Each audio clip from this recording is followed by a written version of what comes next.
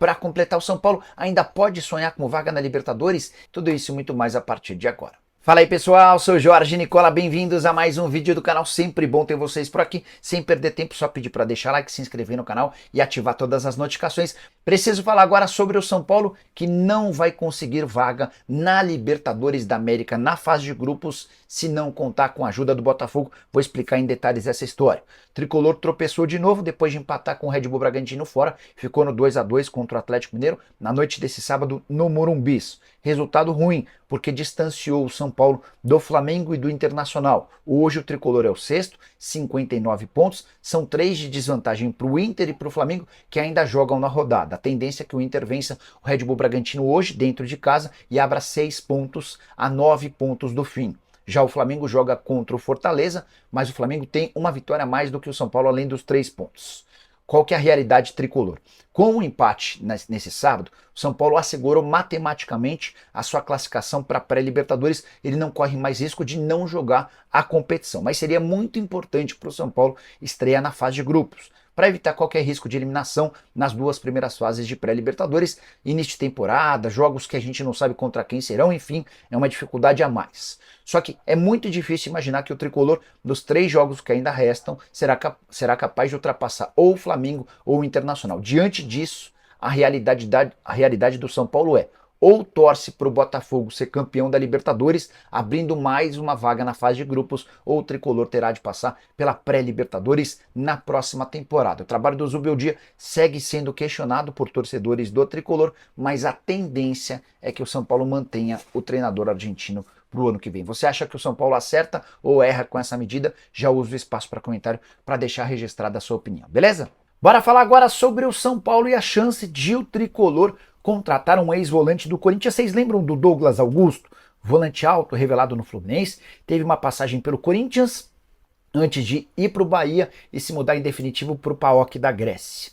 Hoje esse jogador atua no Nantes da França e vive boa fase, é titular absoluto por lá em sua segunda temporada.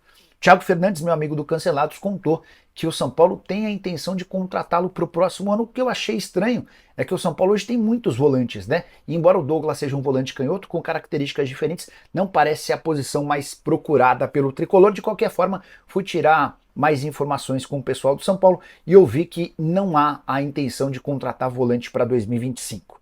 Só para arrematar, contar que o Douglas Augusto tem contrato no Nantes até junho de 2027, temporada atual de 9 jogos, 1 gol e 1 assistência. Ele havia sido comprado do PAOK por 5,5 milhões de euros. O Tricolor está em busca de um lateral esquerdo, negociações avançadas com o Wendel, está em busca de um camisa 10, negociações difíceis com Oscar e Luciano Acosta. Também quer um lateral direito, até porque o Rafinha fica somente até o fim do Paulistão. Fabiano Telles, quem é o lateral que joga na Europa que foi oferecido ao São Paulo? Você conhece ele? É mais ou menos? Obrigado, Fabiano Gilbar. Fabiano, o lateral que tem negociações avançadas com o São Paulo é o Wendel. O lateral que foi sugerido nos últimos dias se chama Rogério, joga no Wolfsburg da Alemanha, ele está se recuperando de uma lesão, deve ter condição de jogo a partir de janeiro. Ele foi oferecido para o São Paulo e para vários outros clubes, mas o São Paulo meio que fechou as portas para outros laterais. Há muito otimismo na contratação do Wendel, tá? Tem uma informação que eu quero passar para vocês. Logo nesse início da live, antes de começar o programa, eu estava conversando com um empresário. E esse empresário ouviu de um dirigente do São Paulo que é questão de tempo para que o Wendel seja anunciado. Muito otimismo de que o São Paulo vai contratar o jogador, tá bom? O Jonas Alif quer saber se Claudinho do Criciúma e Ramon do Cuiabá não seriam bons nomes para o São Paulo. Bons laterais. O Ramon é aquele que já foi do Flamengo. Ele, inclusive, ele vai para o Cuiabá e deixa o Riquelme no banco, vira titular absoluto, muita força. O Claudinho é um dos destaques do Criciúma. Outro dia até fiz uma lista de atletas que jogam nesses times que brigam contra o rebaixamento que caberiam em clubes grandes. E eu não citei o Ramon, mas é uma boa lembrança do Jonas Alif, tá? Rafael Canasso, o que o Palmeiras pensa de 9 para o ano que vem? Edson Pinheiro, salve Nicola, pensando aqui com os meus botões. Será que o São Paulo vai envolver o Moreira na liberação do Wendel com o Porto? Não seria bom negócio, Edson, porque o Moreira está avaliado em mais ou menos 4 milhões de euros, o Wendel está a 7 meses do fim do contrato. Então, a partir de janeiro, o São Paulo pode assinar um pré-contrato com o Wendel para tê-lo de graça em julho. O que poderia, por exemplo, acontecer é você dar prioridade para o Porto na compra do Wendel. Olha, Porto, vou dar prioridade. Como é que funciona a prioridade? Chegou uma proposta pelo Moreira, eu apresento para o Porto. Se o Porto cobrir, o jogador é do Porto. Se o Porto não cobrir, aí ele está liberado para buscar um outro clube. Seria o que eu faria na pele do São Paulo. Mas a lembrança sua é importante. Pode fazer sentido, sim. O Paulo Azeredo, boa noite, Nicola. Hugo Souza pode parar no São Paulo? André Hernan falou que o Porto não conta com o Wendel e que o São Paulo já está negociando com o jogador, pode fechar até o fim do Brasileiro. É uma tendência, tá? Eu já havia contado para vocês há uma semana, no final de semana passado, que o São Paulo estava otimista com o Wendel, lembra? Depois o Júlio Casares disse que se ele vier jogar no Brasil, vai jogar no São Paulo. Começo do programa de hoje, eu contei para vocês que as negociações estão muito avançadas.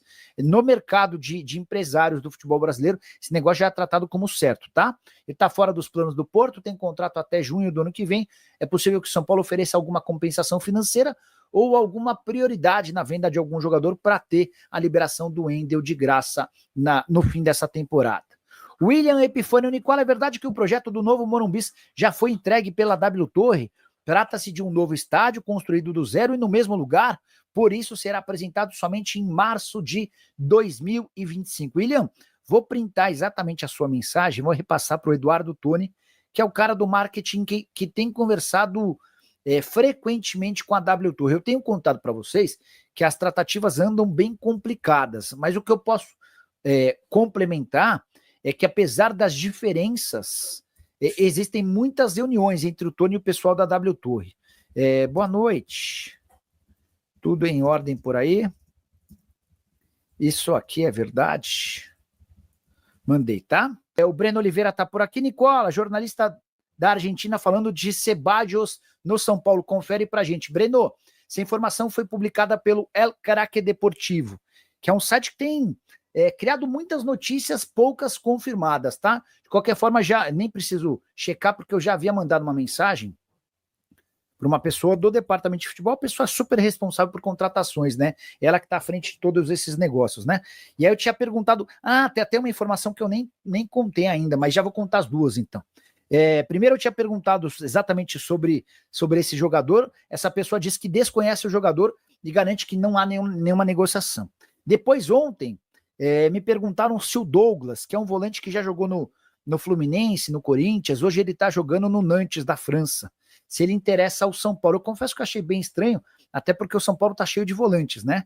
E a pessoa respondeu, não é verdade, temos muitos volantes de fato. Então, Douglas no São Paulo para o próximo ano já podemos descartar, tá? Esse Ceballos, que é um atacante, é um ponta, não vem, assim como também não vem o Douglas. Não sei se vocês lembram do Douglas. Agora há pouco o William Epifânio tinha mandado a seguinte mensagem. Nicola, verdade que o projeto do novo Morumbi já foi entregue pela W Torre? Trata-se de um novo estádio construído do zero e no mesmo lugar? Por isso será apresentado somente em março de 25? Eduardo Toni, diretor de marketing do São Paulo e alguém que discute com a W Torre essas coisas, está me afirmando. Primeiro ele mandou, boa noite, Nicola, tudo bem? Não é verdade. Boa. Obrigado.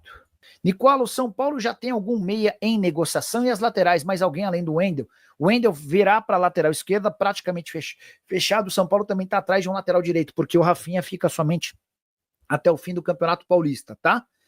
Informação que eu já havia contado para vocês com exclusividade nos últimos dias. Sobre meias, o São Paulo está monitorando e conversando com alguns.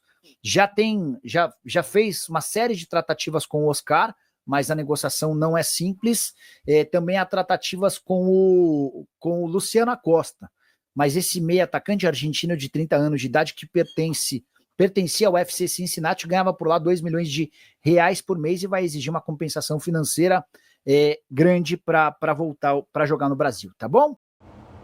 Rapaziada boa, ficamos aí com o nosso giro de notícias do maior clube brasileiro, claro que a gente tá falando do São Paulo. Para você ficar por dentro de tudo, não perder nada, chega deixando seu like, se inscrevendo no canal, ativando também o sininho de notificação. Vamos ficando por aqui, um grande abraço aí no seu coração, segue mais até o próximo vídeo, vamos que vamos.